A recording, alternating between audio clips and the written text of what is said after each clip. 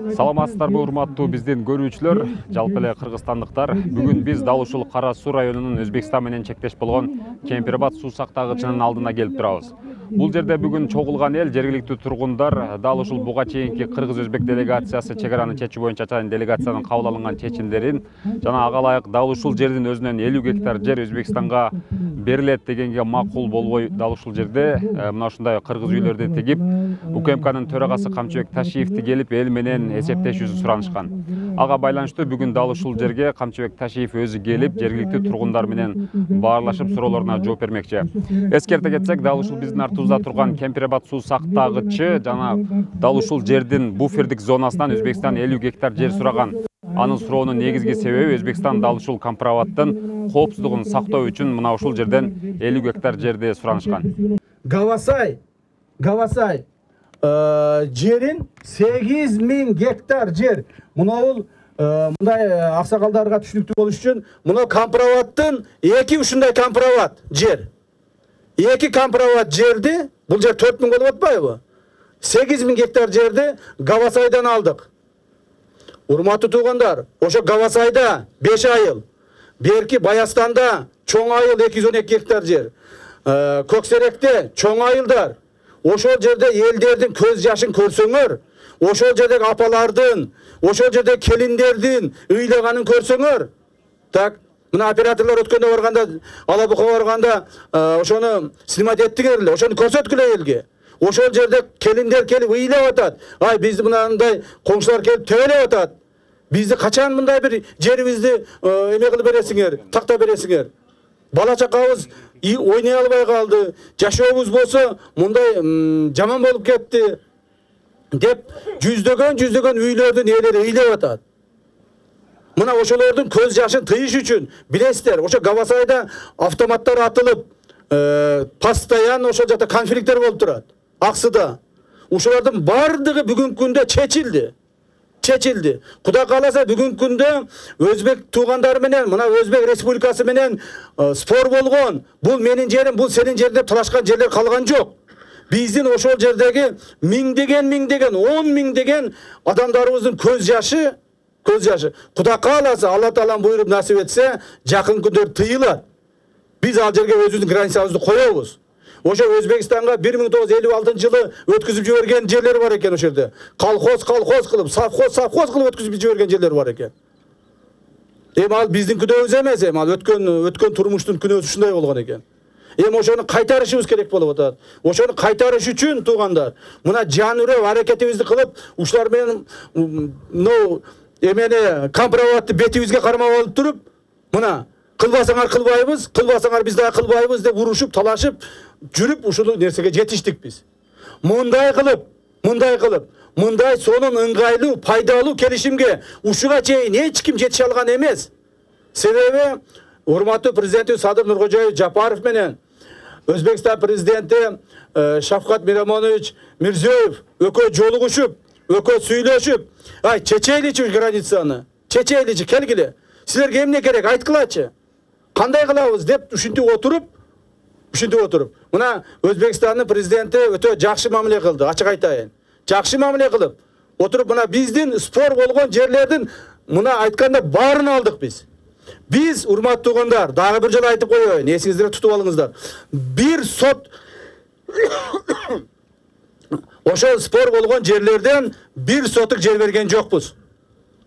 1 гектар эмес, же 10 гектар эмес, бир сотук жер берген жокпуз. Барын алдык. Спор болгон жерлердин барын алдык биз. Ошол эл Көксерек, Баястан, Гавасайдын ичинде эле 5-6 айыл бар. Ошолордун бардыгы бүгүнкү күндө ой Кудайга шүгүр деп сүйүнүп, ушунчалык кубанып отурушат.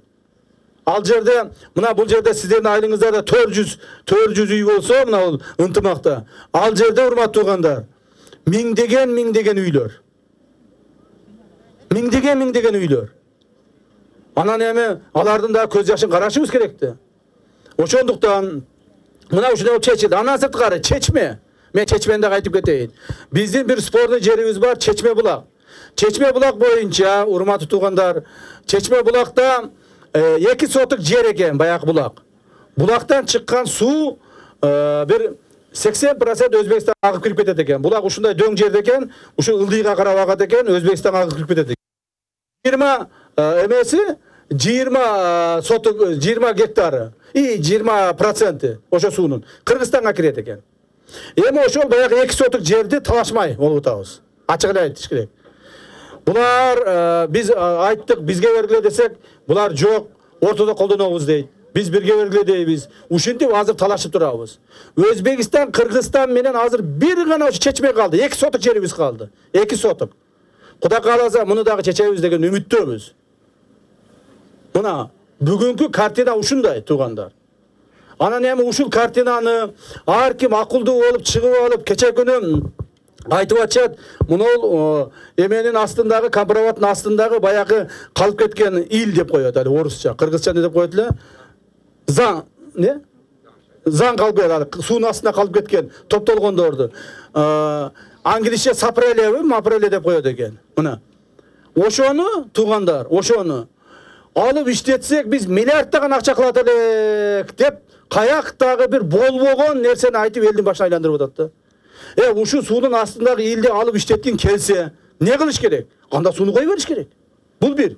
Экинчиден, ушундай эле сапреле иштеткин келсе, мына азыр Токтогул суу сактагычында, туугандар, 3-4 жылдан бери суунун баардыгы ылдыйга кетип, баардыгы ачык жатат. Мына ошол жерге барып заводуңду барып коюп алып иштете бер, каалашыңча. Мына бул компроваттан ал жерде бир 10 эсе чоң жер. Пожалуйста, барып иштете бер. Мына ушундай бузукулар чыгып атат. Бүткөн ишке бузукулук кылышып, ар түрдүү маселени кылып атышат. Мен түшүнүп атам. Мен силердин маселеңерди түшүнүп атамын. Эми бул биздин стратегиялык жерибиз, так. Мындай караганда бизге баардык көрүнүп турат деп атасыздар. Мен түшүнүп атам аны. Урматтуу туугандар. Ошол эле мезгилде биз деле биз бир нерсе сурасак, булар берип атат. Булар бир нерсе сураса, биз берип атабыз. Алмашуу жолу менен гана бүтөт экен да. Бул жер деген мына жер, бул жер мамлекеттин жери. Мамлекеттин жери. Ошо мамлекетте жашаган элдин жери ушул жер. Мамлекет бир жерден берет экен, бир жерден алат экен. Мына Ототокой суу сактагычынын эсебинен мына Кара сууда 100 гектар жерди алдык. Айттым го. 100 гектар жерди алдык. Ототокой каякта жатат, Кара суу каякта жатат. Керек экен ушул жерден алып атабыз, Ототокойдун эсебинен. Мына эменин компроваттын эсебинен Гавасайдан 8000 гектар жер алдык. Компроват каякта жатат, Гавасай каякта жатат, туугандар. Бул деген бүткүл мамлекеттин жери, мамлекеттин эли. Керектүү жерде мамлекет керек болсо кээ бир айылдарды билесиздер. Мурда бир чоң жол салганда, завод, фабрика салганда, же бир ушундай бир чоң водохранилиштер салганда айыл менен, район менен көчүрүп берет керек болсо. Көч, берге биз мамлекетке керектүү объект салабыз деп. Ошон үчүн мамлекеттин жерини мамлекет өзү ушинтип колдонуш керек. Бирок бир гана маселе, туугандар. Ошол жерди туура элдин кызыкчылыгына колдонуш керек да. Мен ойлоймун, урматтуу эл журт, мен ойлоймун, биздин комиссия, мен жетектеген комиссия Өзбек Республикасына барып, эң ыңгайлуу, эң пайдалуу келишим түзүп келдик. Эгерде бул келишим кайсыл бир деңгээлде бузулуп кете турган болсо, анда ошол жердеги баягы 10 000 деген апалардын, айымдардын, жаш балдардын, эл журттун көз жашы ошол бойдон төгүлүп дагы кала берет. Ошол бойдон дагы тура берет. Мына эгерде ушу протокол бузула турган болсо, эртең алар дагы баягы Гавасайга түшөт, дагы баягы Көксерекке түшөт, дагы билесиздер, мындан 3 жыл алдын баягы Уңгартоо биздики деп туруп жолдор тосушканын. БТРлер менен танкалар менен баягы Аксы Алабука жолуна чыккандарын жакшы билесиздер. Ошон үчүн мен ойлоймун, бул протоколду биз бузбашыбыз керек. Бул протоколду аягына чейин чыгарышыбыз керек. Бул элге эң пайдалуу протокол болду. Мына мен ушул айта тургандарым. Эгер суроолоруңузга жооп берейин, аксакалдар. Анан дагы бир маселе айтып коеюн. Урматтуу апалар, аталар, урматтуу эл журт. Баягы башында айткан сөздү бир аз эстетип кетейин. Биз азыр баарыбыз орозо маалында турабыз, бири-бирибизге акарат, жаман сөз айтпай, жакшы суроолорду бергиле, мен жакшы-жакшылап жооп берейин. Сунуш берип атабыз, алмаштырып бергиле бизге деп. Мына Кадамжайда 15 гектар жерди сунуш берип атабыз. Алмаштырып бергиле, элибиз кыйналып атат деп. Мына Аксыдан дагы айтайын, Дээрес айылынан 15 гектар жерди сурап атабыз. 3 километр жол болот экен. Элибиз тоого малын айдаганда 3 километр менен өтүп кетет экен. Атак 3 километрді бербесеңер, ел 40 километр айланады екен. Бергіле бізге де біз сунуш беріп атабыз. Ушинтип бири-бирибизге сунуш беріп, кимге керектүү жерлерди ушинтип бири-бирибиз менен алмаштырганга аракет кылып атабыз. Мен айттым эле башында, урматтуу туугандар, biz kee bir yerlerde almaştırabız, berебиз. Kee bir yerlerde almaştırıp alabız. Mına uşul gana mesele.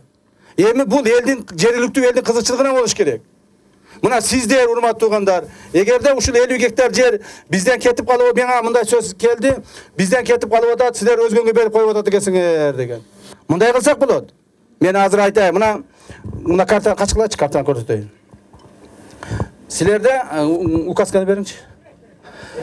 Силерде качкылачы, балдар, журналисттер качтыргылачы кичине. Мына азыр Карасудан биз, Карасудан, урматтуу туугандар, Карасудан 100 гектар жер алып атабыз. Сулуу жерден. Мына азыр билесиздер, 5 соток жер алып үй салыш үчүн канча кыйналып атабыз, туурабы? Мына айылда 5 соток жер жок, үй салайын десек. Мен ойлоп атам, ушул ынтымак айылына 70 гектар жерин жок дегенде bir 50 гектарын берсек, 400 кожолукка, ар бир кожолукка 2ден чек болот экен. Ошол 6 гектар 6 сотуктан берсек. Мына элдерге мына ушинтип элдердин проблемасын чечишибиз керекпи? Проблема чечишибиз керекпи? Мына эгерде алабыз десеңер, ушул жерде алсаңар болот. Так. Андан сырткары дагы бир маселе. Эгерде урматтуу туугандар, буган деле албайбыз дей турган болсоңор, андай болсо, баягыдай протоколдун жарымын аткартпай коюш болбойт, аба. Сиз айткан. Мына ушул жерден 50 булар макул дейт. Бул жерде биз бербей турган болсок, булар мына Аравандагы бизди Керкиденскийдеги ошол жердеги элдин проблемасы чечилбей калат. Кадамжайдагы элдин проблемасы чечилбей калат. Аксыдагы Дээрестеги элдин проблемасы чечилбей калат. Так. Андан сырткары ушул эле сураган жерлер чечилбей калбастан, эгерде протоколдун бардыгы бузулуп кете турган болсо, 100 миңдеген адамдарга бул чоң зыяны тиет. Мына. Жолдошка, очередне кой тур, мени караң. Айтың. Азыр протоколду бузганга болбойт. Конституцияны, законду бузуп, статьяларды өзгөртүп Жо, мен айтып атпайм, баба, угуп турсаңыз, аба, угуп турсаңыз, мындайда сөз мен айтып атам дагы. Эгерде биз бул жерди алмаштырбай турган болсок, булар да кийинки биздин жерлерди алмаштырбай коюшу мүмкүн. Алмаштырбай коюшу мүмкүн. Сөздү кыскараак кылып, жолдошка, биз кайра кайталабайлы. Кызыкчылыгын айттым баба. Булардын кызыкчылыгы мына эмени Кабровский ГЭСтин коопсуздугун сакташыбыз керек. Бизге буфер керек деп гана сураганы. Башка кызыкчылык жок. Алар бу жерден мына ушул дөңдөн же мына жолдон же мына жерден бир мал багайлы, же болбосо бир эгин эгейли, же болбосо бир башка кылайлы деген жок. Ушул гана коопсуздугун сактайлы деп суранып атышат. Камшык Кыдыршаевич. Түмен тага, ой тургулачы, очерт берен кыларычы.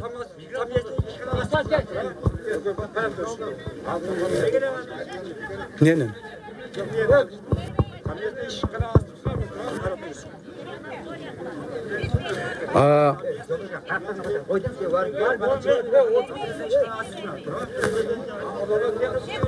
Эми мондайды аксакалдар, дагы бир жолу айтайын. Бул жерди алыш, бериш, же болсо алмаштырыш, бул бир эле адамдын колунан келбейт. Бул жерде целая комиссия бар. Biz 30 adamdan болгон комиссия менен барганбыз бул жерде. Бул жерде менин кызыкчылыгым же бир адамдын кызыкчылыгы эмес. Мен бүткүл урмат мен карап туруңуз, бүткүл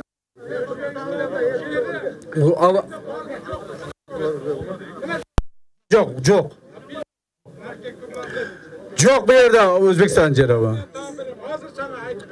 Адыр. Токтоп тур, тажак өтүп туруң азыр. Камшык Кыдыршаевич. Камшык Кыдыршаевич. Менин атым, айтыңыз. Менин атым Абилов Фаргат. Ушул мен ынтымак айылынын тургунумун. Баягы сиз айтып аткан уюштуруучулардын бири менмин. Биздин айылда окумуштуу, илим болду, журналист акибетте иштеген, башка иштеген адам жок. Карапайым колхозчу элбиз. Уюштуулардын бири менмин. Анан кийин биз ага эч кандай провокатор, журналист эч кимди жакындаткан жокпуз. Бул чыныгы элдин көйгөйү.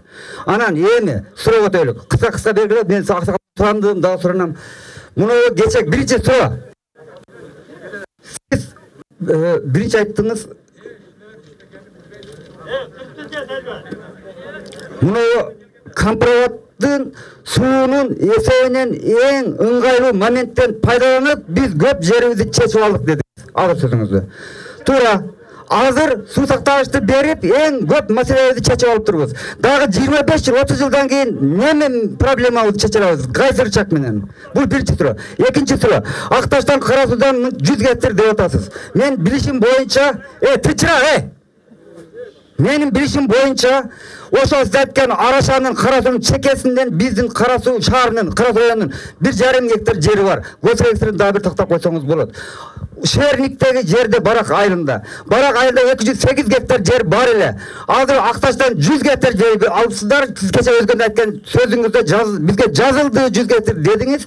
100 гектар Кара Суу эмесинен дедиңиз. Эми ошондо Өзбекстан 208 гектар Барактагы жер үчүн Акташтан 100 гектар берсе, Кара Суудан 100 гектар берип атат.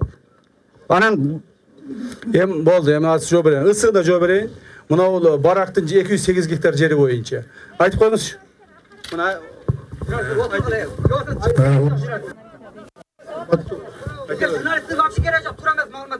Урматтуу туугандар, сиздин сурооңузга жооп берейин. Баракта 208 гектардын жерини биз 208 гектар алган. Сабай каналынын өйдө жагына 208 гектар алганбыз. мындай кылып сөйлөң, мындай кылып сөйлөң. Ошол жерден 200 гектар ага кирбейт. Албашканбыз 208 гектарда 208 гектар албашканбыз. Картада мына туугандар, эми дагы айтып коеюн. Картада жок го. Биз Картада көрүнбөй атат. аксакалыбыз, Фаркат аксакалыбыз айтып атат, Барактын 208-ин алып, булар алып коюп, анан силерге 100 гектар берип койду деп. Андай эмес. Барактын 208-ине 208 биз 100 гектарды кошумча дополнительный алдык. Кошумча алдык. Ошон үчүн туура түшүндүргүлө элге, туура жеткизгиле. Анан дагы бир суроо. Эми мына сиз бая сурооңуз, биринчи сурооңуз, 25 жылдан кийин кайсы проблема чыгат деп. 25 жылдан кийин эгерде биз азыр бүт чегераларыбыз бүтүр боло турган болсок, чегара проблемасы бүгүнкүгө бүткөн эмес. Бүткөн болсок, Кудай кааласа чегара проблемасы чыкпайт. Себеби чегараны азыр тактап жазабыз. Чегараны жогорку кеңештен ратификация кылабыз. Президенттер колду коет, мыйзам атай кабыл алынат. Бул жер меники, бул жер сеники деп толук чектелет. Андан кийин проблема болбойт эми, чектелгенден кандай проблема болмок эле. Анан кийин муну мен кече комиссияңыздын төрагасынын орун басары дагы келди. Муну Ош облус зам губернаторуга дагы суроо берсем жооп бере албады. Мен бир суроо мени түйшөлтүп атат да. Кече комиссия ошончо 30 адамы канчадан билбейм бараарда кайсыл маселе коюлат, кайсыл жер коюлат деген тактап алдыңар беле. Мына Акташ коюлат же компроват коюлат деген нерсени тактап алып, себеби мен азмат менде күмөн жаралды.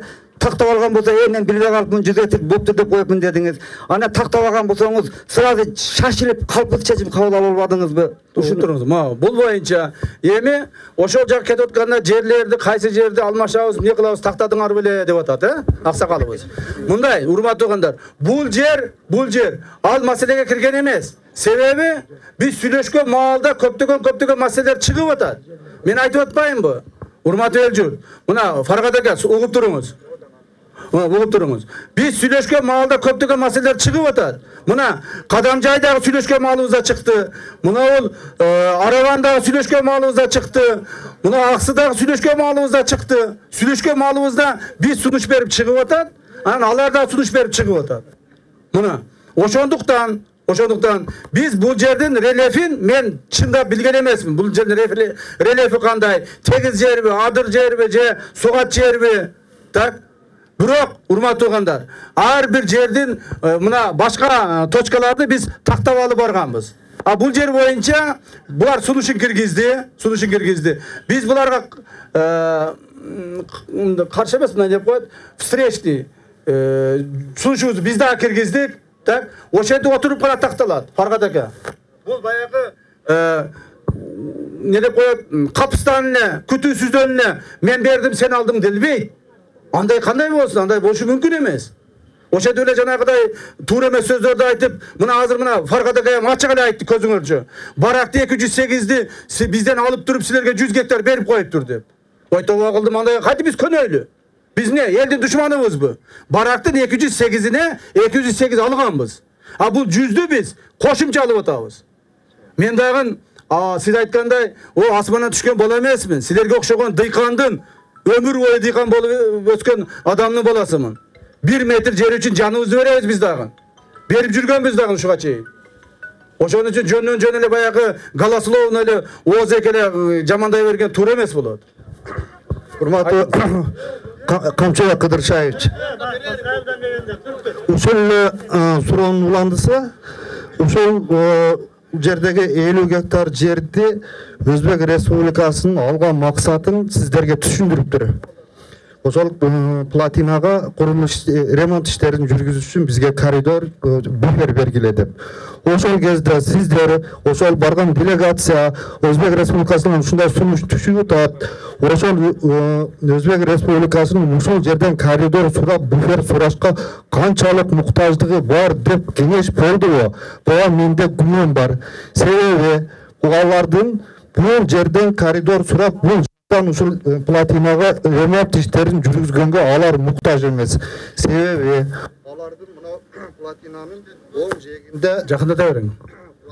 Анын оң жээгинде ошол жакка чыгып ремонт иштерин жүргүзө турган сонун жолдору бар. Азыркы куруп алган мына турган солдаттарды дагы через 2 часа келип карабылдарын алмаштырып кетип турат. Анан бул жерди баягы Жандыр Коглан Николай Тамаев келип Басама захваттан кийин бошоткондон бери 15-20 жыл убакыт өткөн болсо, тегеле ушул платина курулгандан бери бул ушул платинанын сол жээгинен бул өзбек туугандар чыгып бул жол менен курулуш иштерин, ремонт иштерин жүргүзгөн эмес. Ошондо ошо барган делегация бул сураган коридорго олар ончолук деле муктаж эмес деген силерде бир келишүү пикир болбогондугуна күмөн жаратып атат. Мындан кийин деле буну алганда алар кандай максат менен алышты, мен аны билбейм, бир Кудай билет. Бирок ремонт иштерин ушул тараптан жүргүзгөнгө Өзбек Республикасы муктаж эмес. Ошол жерден бурда күнү саналып сиздин өзүңүзгө топ жооп берет. Сизге чейинки бир баскычтыр. Сизге чейинки бир баскычтарына бардыгына жооп бердик эле. Биз дээрлик 10%дагы туура жооп ала албадык. Ушуга жооп берип коюңуз биринчи. Болуптур, жооп берейин. Урматтуу эл журт. Мына абабыз айтып атат. Мына Өзбекстандан ушул жерди бергенде силер макулдаштыңарбы деп. Ооба, биз макулдаштык. Угуп туруңуз. Ооба, угуп туруң. Ооба, биз макулдаштык. Эл журт угабы же мен жооп суроону бергенен угуш керек да. Пожалуйста, угуп туруңуздарчы. Farkadaga beri karаңыз siz. Мына эмне үчүн бергенибизди алмашабыз деген макулдашуубузду мен сизге дагы бир жолу түшүндүрүп берейин. Ушуга чейин айттым эле, чаман сиз жакшы укпай калдыңыз окшойт. Бул жерди сурагандардын себеби ремонт кылыш эле эмес. Мен дагы бир жолу айтайын. Платинанын бир бурчу биздин жерге жайгашып калгандыктан, ушул жерге буфер кылып, ушунун коопсуздугун сакташ үчүн, кичине бир жерди коопсуздугун сакташ үчүн алайлы деп гана суранып атышат. Бул ремонтко деле өтө көп муктаж эмес, сиз туура айттыңыз. Мына дагы бир жолу айтайын. Мына водохранилищанын коопсуздугун сактоо боюнча гана сөз болуп атат бул жерде. Мына жерде бул 50 гектар эле эмес, мына 21 гектар турат го, мына солдаттар турган. Бул дагы биздин жер. Бул дагы биздин жер. Булардын жери эмес.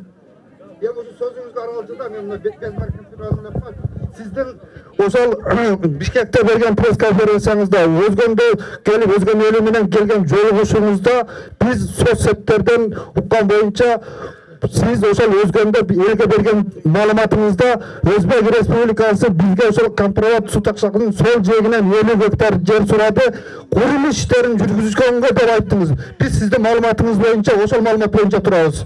Анан коопсуздук деген жерин айткан жоксуз. Мүмкүн. Эми мындайда, булар эми мына жол менен болсо, бул жол менен ошол сүйлөшүүбүз маалында айтып атышкан. Бул жол менен анча-мынча ремонтту да кылабыз деп атышкан, башка да деп атышкан. Эми бул жолду ушул эле калтырып койбойт. Бул жолдун Биздин чегарабыз ушу жолдун эгерде биз макул боло турсак ортосуна кете турган болуп атат. Бул жолду биздики дагы болот, булардыкы дагы болот. Жолдун ортосуна кете турган болуп атат. Мына. Айта бериңиз. Урматтуу туугандар, ассаламу алейкум. Биринчи биз ушул айылдын тургуну болобуз. 24 жаштамын, менин атым Бектурсун. Биздин бере турган суроо эң негизги суроо да. Сиз айтыпсыз, баягы Ташкентке болгон делегациядан келгенден кийинки өкмөттүн кыргыз элине берген билдирүүсү, жарлыгы боюнча айтып атасыз. Ошол жерде мен деп атасыз, чындыгында өзбек тарап ошол жерден 100 гектар жерди сурады эле, мен билбей туруп башында чындыгын айтканда болуптур деп коюпмун дедиңиз.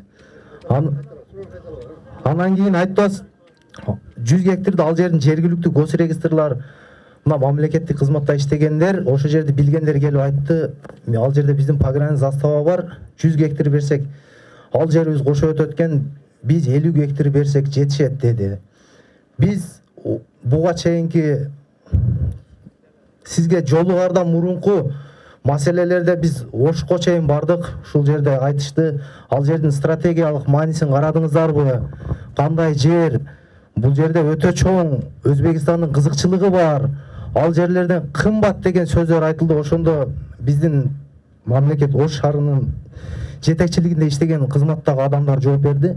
Биз ал жерди чындыгында барып өзүбүздүн көзүбүз менен көргөн жокпуз. Биз ал жерди билбейбиз дегендагы жоопторун беришкен. Буну эл ачык айтыш керек. Мына жерде эл уккан, биз барганбыз. Анан сизге биздин бере турган суроо, элдин талабы. Ошол 1050 гектар алдык ал жактан деп атасыз. 50 гектарды бул жерден суранышты, сунушун четке какпай ошо 50 гектарды бергенге биз макулдугубузду бердик деп атасыз. Элдин талабы болуп атат. Ошол жердеги алмашылган 50 гектар жерди ордуна коюп, башка жактан алмашпай эле койсун, ошол 1000 боюнча калсын дагы, бул жер дагы ошол боюнча калсын деген талапта чыгып атабыз. Мен аны угуп атам, улум, сен эми улум угуп тур. Сен эми жанагы сөздү кайталап бурмалаганды токтоткулаган. Сен менин баламдан да кичинекейсиң. Так? Мен дагы бир жолу айтып коеюн. 100 гектар макул деп, анан кийин мен билбей калыпмын эмес. Дагы бир жолу айтайын, урматтуу туугандар. Балдар, мына биздин госрегистрлер угуп алгыла дагы, ушу суроону бере бербегиле. Урматтуу эл журт. Госрегистрлер айтты, эгер 100 гектар болсо, моундай биздин могул жердеги погран заставабызга кирип кетип калышы мүмкүн. Так, кирип кетип калышы мүмкүн. Ошондуктан биз 50 гектарды макул болсок дагы буларга жетет ошол буфери. 100 гектардын кереги жок деп мына силердин госрегистрдин башчысы өзү ушинтип айтты. Мына биздин зам губернатор отурат, туурабы? Кана ушинтип айттым. Ошондон кийин гана биз айттык 50ден 1 соток ашырбайбыз. Мына ошондуктан урматтуу туугандар, бул бир экинчиден сиз айтып атасыз, жанагы Ошко барып сүйлөшүп, Ош шаар бияка эч кандай тиешеси жок. Бул бир. Обул акимчиликке барып, эгерде кимдир бирөө ошондой жоопкерчиликти алып сүйлөй турган болсо, анда келип берге жооп берсин. Мына мен жоопкерчиликти алып кылдымбы? Мен жооп берип атам элдин алдына келип. Жооп беремин. Кудай кааласа дагы бир жолу айтайын. Биздин түзгөн протокол мамлекетибизге, элибизге, журтубузга, кыргыз элине эң тууралуу, эң пайдалуу протокол түзүп келдик биз. Мындан артык протокол эч ким түзө албайт. Ал эми мына 50 гектар жерди сиз айткандай, улум сен айткандай, мына аксакал айтты ого чейин, була аксакалыбыз айтты ого чейин, бир эле маселени тегерегенде болуп атат да. Ушуну бербей койсоңор болбойбу? Ушуну калтырып эле коюп, калган ошо бойдон иштете бергилечи деп атасыңар, туурабы? Урматтуу эл журт.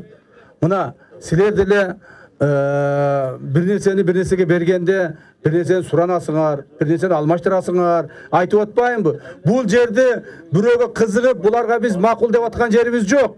Бул жерди макул дегенибиз дагы бир маселеси, башка элибиздин, башка жерлердеги элдин проблемасын чечишибиз керек болуп атат.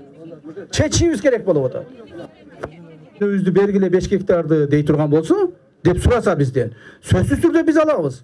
Сөзсүз түрдө булардан биз алабыз. Жөнөн ал 5 гектарды бербейбиз аба. Азырынча бул 5 гектар бизден азыр булар сурай элек. Сураса, анан дагы көрөбүз. Жок, Кымча Кыдыршаевич. Мына тажага отурунчу, отур дечи. Отуруң да. Mına men Tajakanın sözü to'xtatib qo'ying. Sal to'g'ri emas tushunib bo'lib qoldi, to'g'ri emas tushunib qoldik. Tajakan aytgan so'zi to'g'ri. 5 gektar jeringiz bor ele, bu degan Go'ristanda aytayotgan yo'q. Bu degan Tapalinan aytadi. Tapalinanın jarımından 5 gektar Tashrif kolxozunun 8-uchastkasi bo'lgan. Oşol жерде айтады. Ошол ордун Go'ristani Кыргызстан территориясы. Жооп берип коеюн эми. Мына бул жерде Tapalin деген айыл. Мына Шархан сай менен Савайдын ортосунда жер турабы? Ал бизде картада бизде турган. Анан алдан сырткары мына өзбек тарап мына ошо Шархан сайды бетондогондо нар жагында дагы 160 гектарга жакын жер калган. Вот ошолордун баардыгынын ордуна биз Кызыл Кыштак деген сиздердин айыл өкмөтүн жер алганбыз. Кызыл Кыштактан ошол жерде бак-баар башка жер таап жүргөн. Ошол жерден биз ошол ордуна жер алганбыз. Жана кече айтып атат, Кызыл Кыштак Карасуу Кызыл Кыштак деген бар. Ошол жерден жер алганбыз ордуна, гектарына гектар. Ана бул жерде биз билебиз, ана көйөт атат, баягында 160 гектар калып кетти. Биз баардык материалдар бар, карталар бар, биз аны тактап, бүт баарын ошол гектарына гектар алганбыз. Анан дагы бир суроо мынау суу боюнча. Сиз айттыңыз туура. Эгер мына жерден 50 гектар алабы же 10 гектар алган чакта деле Компровод суу сактагычын толук түрдө контролдош үчүн булардын кызыкчылыгы албетте. Сиздер суранып атат, ошерде бизге бер деп. Туура. Эми бул суу сактагычты, чашаны толук түрдө контролдо турган болсо, туура азыр сиздердин мезгилде, же Мирзиевдин мезгилинде 5-10-20 жыл тосулбайттыр. Келечекте Манастай айтылгандай чөл айланып колт болот, көл айланып чөл болот дейт. 50 жылдан кийин чөл болгондо, тоскондо Өзбекстандын границасы өзгөгө чейин жетип калбайт деп ким кепилдик бере алат? Эми мындай кылабыз аба. Ошон үчүн да бир айтайын, 4400 гектар суу астындагы жерди биз буларга бердик деп атам. Буга биз 5100 гектарды алып койдук уже. Алдык биз. Бул жөнөй берип койгон жокпуз буларды биз. Biz almaşı jolu менен aldık уже. Ошол жерлерде азыр 4100 гектар жерде дагы бир жолу айтайын, урматтуу угандар. Эми түшүнүп эле Фаркадага түшүнүп эле адам экенсиз. Эгерде азыр мына суу мына биз азыр мен жооп берип түшүндүрүп коеюнчу азыр. Эми мындайда эмесе калтырбайлык, провокация калтырбайлык, баягы кызмат абалдан пайдаланбайлык. Мен кайерде иштеймин дегенди айтпайлык. Биз билебиз кайерде иштешиңизди. Ал угроза кереги жок. Мен ушерде турулганмын, Камшат Кыдыршаевич. Мына өзгөн суу граница деп, кереги жок.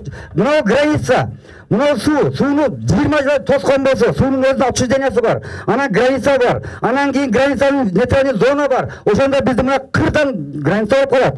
Биздин буягына гана мал багып, биягына биздин малда айылда суу жок. Биздин малдар ошол жерден суу ичет. Азыр ушул күндө дагы.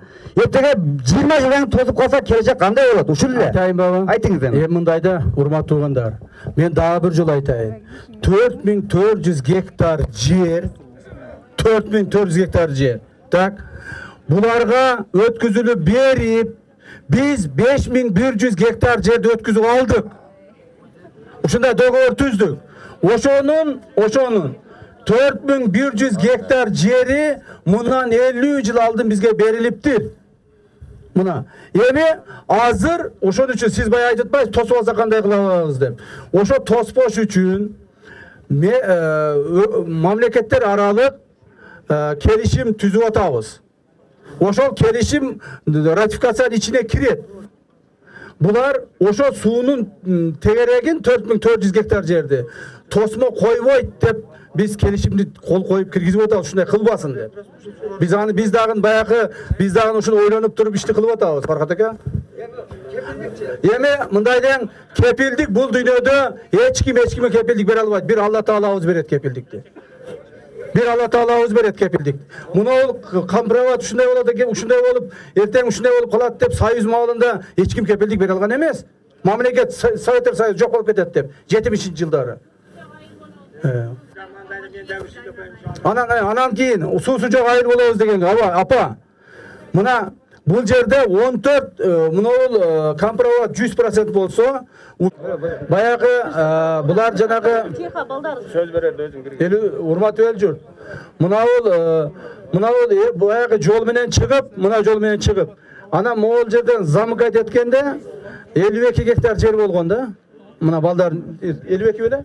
50 гектар жер болгон, мына 50 гектар жер болгон. Так, мына замка диккен эми ушу 50 гектар жерди. Муналар мына тосуп алган, азыркы бул тосуп алганда биздин жер. Бул да биздин жер, булардыкы эмес. Булар азыр самовольно эле тосуп алган. Ачык айткандачы.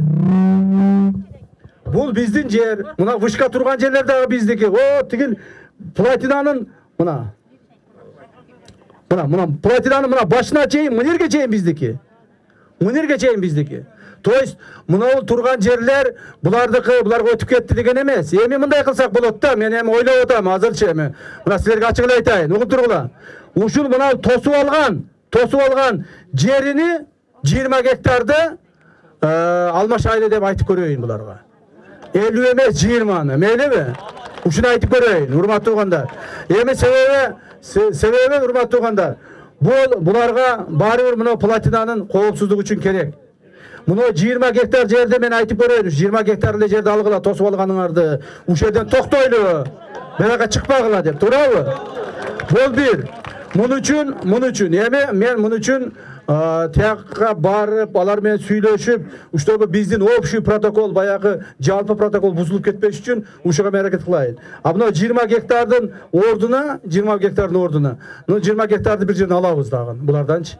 Биз өзгөндөн алабыз, бу Кара Суудан алабыз, дагы алабыз. Бул жер дагы, урматтуу туугандар, бул тосулган жер дагы жөн эле буларга берилип койдубай. Бул алмашат. Алмашу жолу менен кайра алабыз. Мен ушуга мындай көңүл буруп атам да, ушуга мен аракет кылайын. Мейлиби? Аракет кылайын. Анан калганын Алла Тааланын буйруганын көрөбүз. Ушундай кылайын. Орозо өзүбүз менен билип билбестен өйдө төмөн сөздөрдү сүйлөгөн болсок, Аллах Таала өзүн кечиргин. Ушундай бир жооптуу кызматта туруп, ушу Камчыбек уулубуздун келип орозо өзү менен айтып жаткан убадаларын Аллах Таала өзүн кабыл кылгын. Жараткан өзүң элибизге, журтубузга, мамлекетибизге тынчтыкты берген. Мына жаштарыбызга акыл эс берген. Баарыбызга ыймандуулукту берген. Жараткан өзүң элибизге, журтубузга токчулукту, молчулукту, береке пейизди ата кылгын. Аллаху акбар.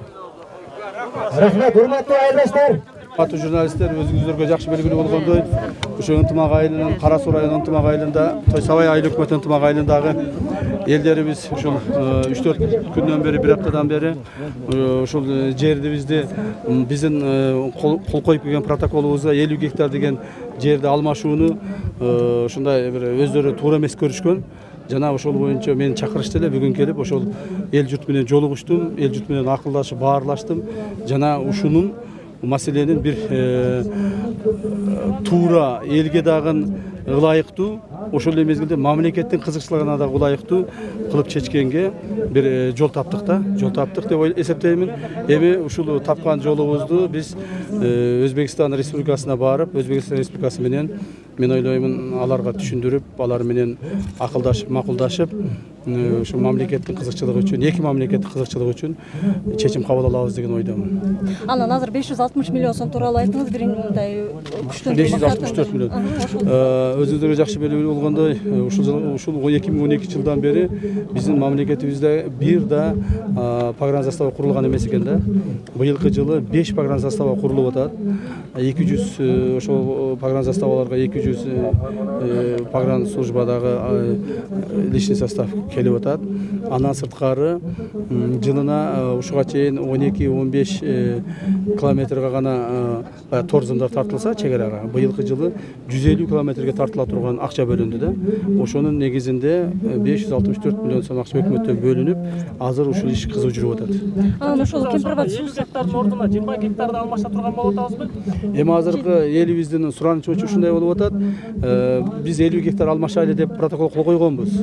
Эми элибиздин суранычы боюнча ушул жерде жашоочулардын, жергиликтүү жашоочулардын өтүнүчү боюнча ушуну 20 гектарга чейин азайтууну биз аракет кылабыз. Ушуну аракет кылып, коңшу мамлекетибиз менен сүйлөшүп чечебиз деген үмүттөмүн. Ошондо ошондо 20 гектар 20 гектар жерди биз бу жерден берсек, биз бул жерден 20 гектар жерди берсек, демек башка жерден, Өзгөн районунан 20 гектар жерди алабыз. Бул алмашуу гана жолу менен болот. Расмий Ташкент буга макул болбосочу 20 гектар. Мен ойлоймун, Ташкенттеги биздин коллегаларыбыз дагы макул кылдырууга биз аракетибизди жасайбыз. Биздин талабыбыз мынау жерде 50 гектар жер Кыргызстандан Өзбекстанга договор менен берилип кетип аткан дегендиги үчүн биз ушул Кампирабад суу сактагычынын сол канатындагы 50 гектар жерди стратегиялык мааниси зор болгондугу үчүн жана суу сактагыч чаша толук түрдө Өзбекстанга өтүп кетти дегендиги үчүн биз кыжалат болуп ушул жерде митингди уюштурдук. Уюштурганда бир мен же кимдир бирөө уюштурган жок. Biz el özü жалпы көтөрүлүп чыкты. Bir gün men келсем, экинчи күнү башкасы келип, үчүнчү күнү аялдар келип дегенде ушундай болду. Баягы Камчы Кыдыршаевичтин кимдир бирөө провокатор деген сөздөрүндө туура эми ала бийликте ошондой ойлоштору мүмкүн. Биздин аркабыздан буга чейин бир журналист келип, же бир провокатор келип, же бир НПО, башка бир партиянын, же башка бир саясий өкүлдөрүнөн келип бизди каржылап колдогон жок. Bunu men öte kepildik менен айта аламын. Экинчи маселе.